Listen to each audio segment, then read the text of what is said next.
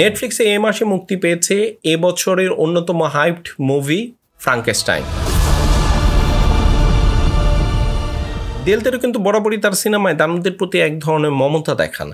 আপনি যদি তার সিনেমায় হেল বয় কিংবা দ্য শেপ অফ ওয়াটারের দিকে তাকান তাহলে দেখবেন সেখানে মনস্টাররা ভিলেন না। ফ্রাঙ্কেনস্টাইন সিনেমাটাতেও ঠিক তাই। মুভিটা দেখার সময় আপনি বুঝতে পারবেন না আপনি কাকে বেশি ঘৃণা করবেন, যে দেখতে কুৎসিত তাকে, নাকি যে দেখতে খুব সুন্দর কিন্তু তার ভেতরটা পচে গেছে তাকে। এই সিনেমাটার মূল প্রশ্নটা কি? আমার কাছে মনে হয় এই সিনেমাটার মূল প্রশ্ন হলো, এই সিনেমাটা বারবার আপনাকে মনে করিয়ে দিবে যে মানুষই হলো আসল দানব। পাশাপাশি দেল তেরো খুবই সুকৌশলে এখানে প্যারেন্টিং বা অভিভাবকত্বের ব্যর্থতাকে তুলে ধরেছেন। ভিক্টর ফ্রাঙ্কেনস্টাইন এখানে আসলে একজন স্বার্থপর বাবা, যে তার সন্তানকে জন্ম দিয়েছে তার ইগোকে স্যাটিসফাইড করার জন্য, কিন্তু কোনো ধরনের দায়িত্ব নিতে চায় নাই।